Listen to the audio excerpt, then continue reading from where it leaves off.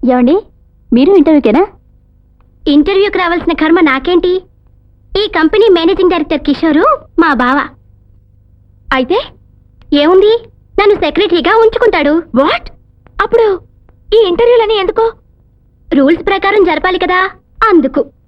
What? Shit.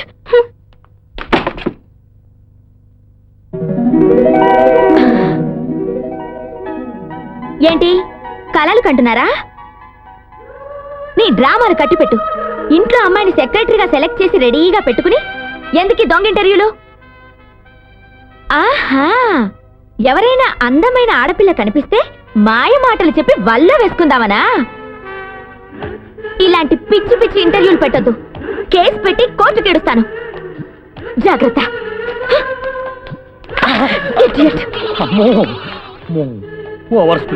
ఈ అమ్మాయి అప్పుడు నాన్నగారితో పాటు చనిపోయిన ఇంజనీర్ గారి కూతురు. పాపం తల్లి కూడా లేదు. వర్కింగ్ ఉమెన్స్ హాస్టల్లో ఉంటుంది.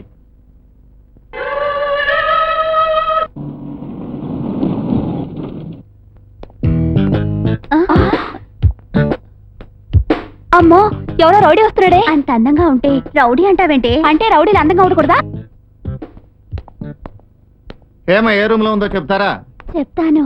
ఆమెకు మీరేమవుతారు? ఒప్పుకున్నా ఒప్పుకోకపోయినా బాస్ని. లవ్ బాసా? హ?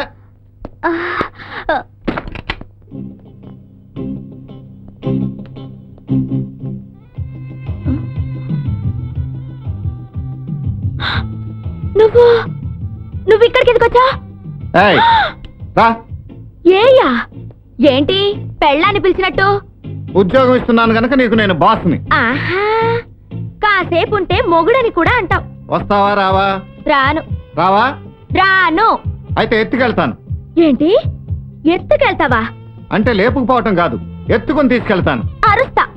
అరిచినా కరిచినా వదలను. అయ్యో! ఏయ్, హెల్ప్, ప్లీజ్ హెల్ప్. అదృష్టం నాకు కలిగితే ఎంత బాగుండును.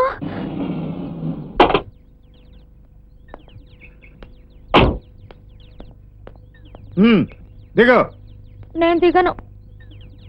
దిగకపోతే నిన్ను బలవంతంగా ఎత్తుకుపోవాల్సిందే. అయ్యో! ఈ రోజు నుంచి నేను ఉండాల్సింది నా గెస్ట్ హౌస్. వదిలో. అయ్యో, వదిలో. అమ్మా, ఇదేంటి? ఉద్యోగం నీకు రాదని బెదరుకొట్టి పంపిన దాన్ని బావ వెళ్ళి బలవంతంగా తీసుకొచ్చాడేంటి? నాకు అర్థం కావట్లేదమ్మా, అదే ఆలోచిస్తున్నా. వదిలో, ప్లీజ్. వదిలో. నన్నేం చేయకు. నిన్ను తిట్టినందుకు నేను సారీ చెప్తాను. ప్లీజ్. రోజంతా ఇక్కడే ఉండి నిన్నెందుకు తీసుకువచ్చానా అని ఆలోచించు. నేను రాత్రికి తిరిగి వస్తా. రాత్రిగా? రాత్రికే.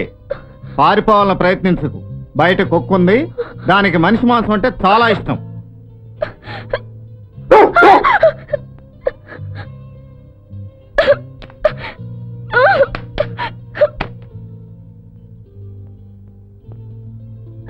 ఏయ్, నువ్వా?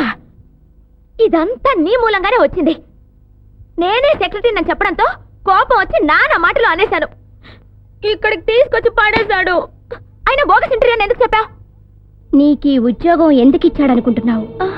బావ అమెరికా సంస్కృతిలో పెరిగొచ్చాడు. వచ్చిన రోజునే నన్ను గట్టిగా వాటేసుకుని మూతి మీద 10 నిమిషాలు వదలకుండా. అయ్యయ్యో! అంతేకాదు, నిన్నిక్కడే ఉండి ఆలోచించమన్నాడంటే అర్థం కాలేదా? రాత్రికి తిరిగొస్తానన్నాడంటే మా బావకి ఆడదంటే ఎంత వ్యామోహమో తెలిసింది కదా. రాత్రికి ఖచ్చితంగా తప్పతాగి వస్తాడు. ఆ తర్వాత ఆ ఘోరం జరగకముందే, నీ శీలం కోల్పోకముందే పారిపో. ఇక్కడి నుంచి పారిపో.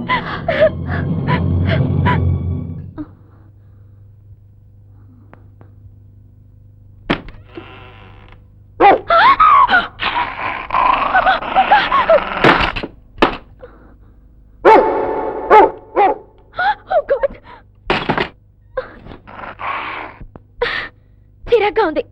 స్నానమైనా చేస్తాను.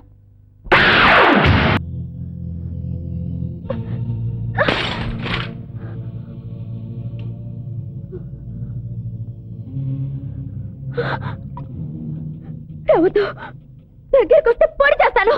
నేను తాగింది హార్డ్ డ్రింక్ కాదులే, కూల్ డ్రింక్. నా గురించి ఓరోసి ఏం చెప్పిందో విన్నాక ఓ ఆట పట్టిద్దామని ఆడించా. నా దగ్గర జాబ్ చేస్తున్నావు కదా, నీ ధైర్య సాహసాలు ఎంతవరకు ఉన్నాయనని పరీక్షించానంతే. హేమ, మన చిన్నతనంలో మా నాన్నగారితో పాటు కారులో వెళుతూ చనిపోయిన ఇంజనీర్ శారద గారి అమ్మాయి నువ్వు. అప్పుడు మనం బొమ్మల పెళ్లి కూడా చేసుకున్నాం, గుర్తుందా? నేనేమో పెళ్లి కొడుకు, నువ్వేమో పెళ్లి కూతురు, మన ఇద్దరి బొమ్మలకి పెళ్లి జరిగిందా? ఆ చనువుతో ఆదరించాను, ఆ సానుభూతితోనే ఉద్యోగం ఇచ్చాను. ఇక్కడ ఉండాలా వెళ్ళిపోవాలా అనేది నీ నిర్ణయం మీదే ఆధారపడి ఉంటుంది.